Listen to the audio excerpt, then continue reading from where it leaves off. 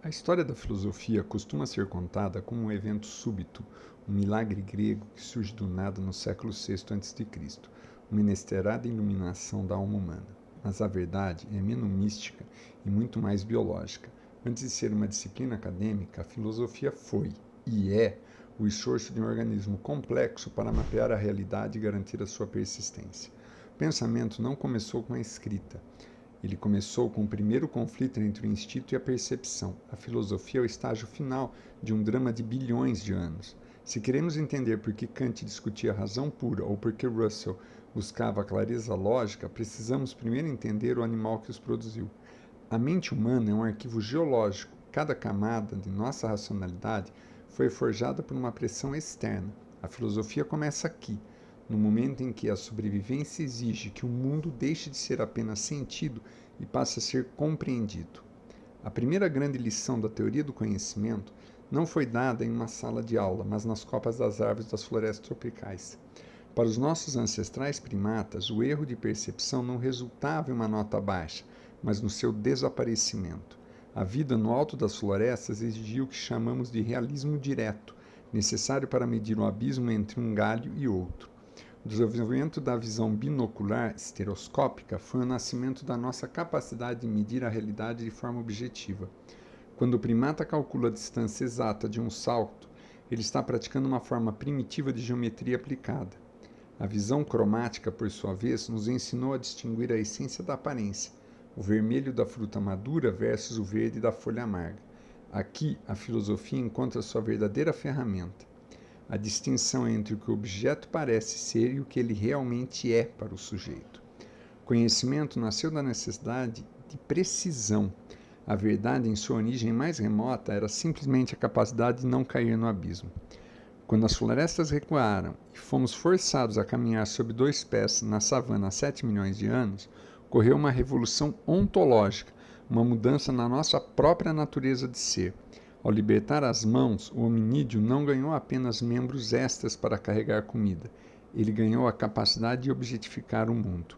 O Homo habilis, há cerca de 2,2 milhões de anos, começou a golpear seixos para criar arestas cortantes, e ao lascar o sílex, a pedra deixou de ser um fragmento inerte da paisagem para tornar-se um ser para o uso.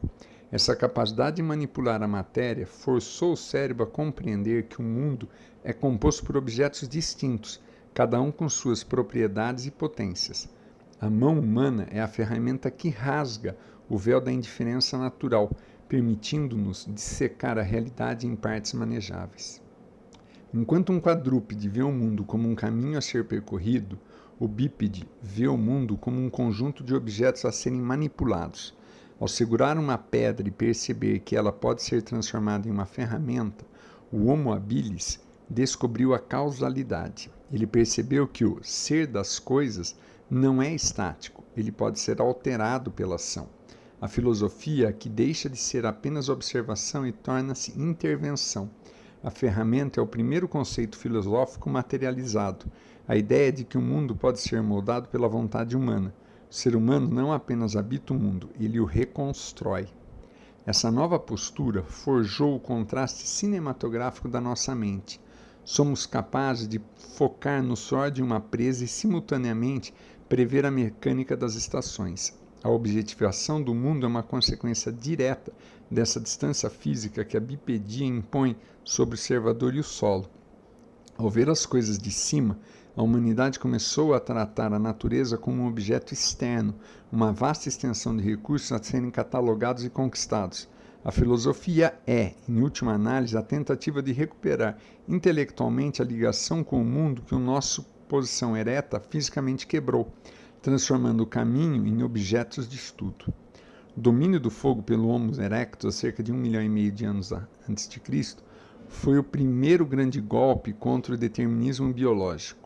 O fogo é a primeira tecnologia que não apenas imita a natureza, mas a domestica.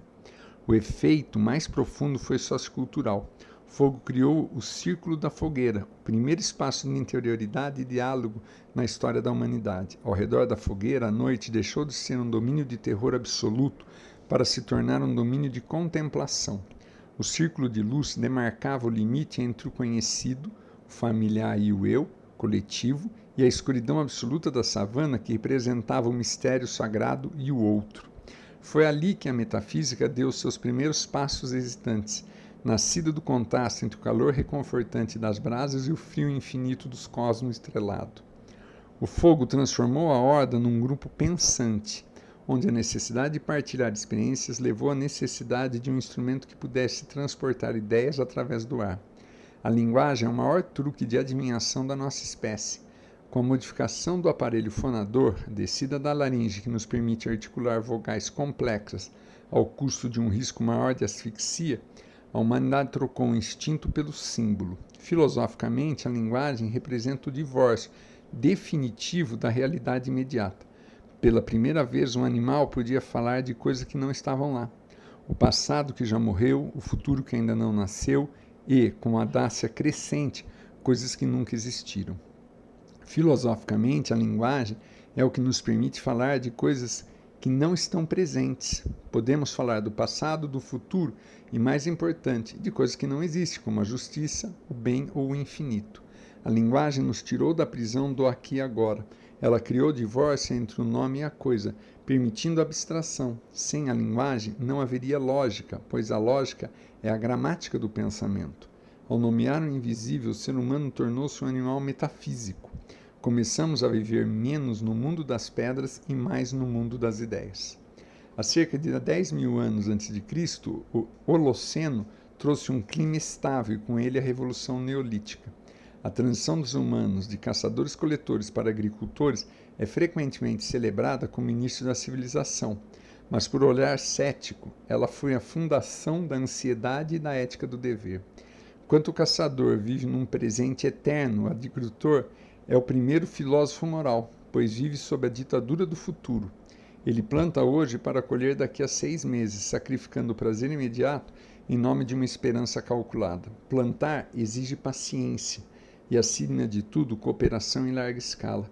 A propriedade da terra e o excedente de comida criaram necessidade de propriedade da terra, e o excedente de grãos criaram a necessidade de legisladores e deuses que vigiassem a honestidade das trocas. A moralidade não nasceu de um amor abstrato ao próximo, mas da necessidade pragmática de garantir que o bando não se destruísse antes da próxima colheita.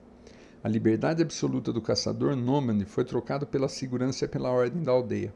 O grão de trigo tornou-se o primeiro legislador da humanidade, acorrentando-nos a um pedaço de terra e uma lista de obrigações que chamamos de civilização. Neste estágio de sedentarismo floresceu o que chamamos de pensamento arcaico. Para o ser humano neolítico, o universo não era um sistema de leis impessoais, mas um teatro de vontades pessoais. A natureza era antropomorfizada. Se a colheita falhava, não era por falta de nitrogênio no solo, mas porque uma divindade estava ofendida. Não havia distinção entre o eu e o mundo. Essa fase é crucial para a filosofia, porque representa a tentativa de dar sentido ao sofrimento e à finitude através do mito. O mito é uma filosofia em estado embrionária, que tenta responder às perguntas de onde viemos, por que o mal existe, usando a narrativa em vez de argumento lógico. O pensamento arcaico é emocionalmente comprometido. Ele torna concreta a experiência, transformando o medo da tempestade no Deus do trovão. Entender o pensamento arcaico é entender a resistência que a filosofia terá de enfrentar, o desejo humano de confrontar emocional sobre a verdade racional. Ao final desse percurso, percebemos que a filosofia não é um acessório da nossa espécie, mas a camada mais jovem e delicada da nossa mente. Por baixo da nossa lógica moderna, pulsa o pensamento arcaico do agricultor. Abaixo dela, a linguagem simbólica do caçador. E na base, os instintos do primata na savana. A filosofia que surgirá em Mileto, com Tales e Anaximandro, não é um começo absoluto, mas uma rebelião.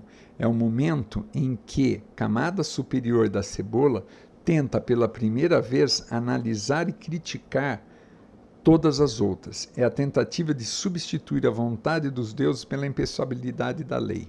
O alvorecer do pensamento foi uma longa jornada biológica para que, finalmente, pudéssemos ter a coragem de olhar para o universo e não ver um espelho dos medos, mas um objeto para a nossa razão. O animal que pensava para sobreviver tornou-se um animal que sobrevive para pensar.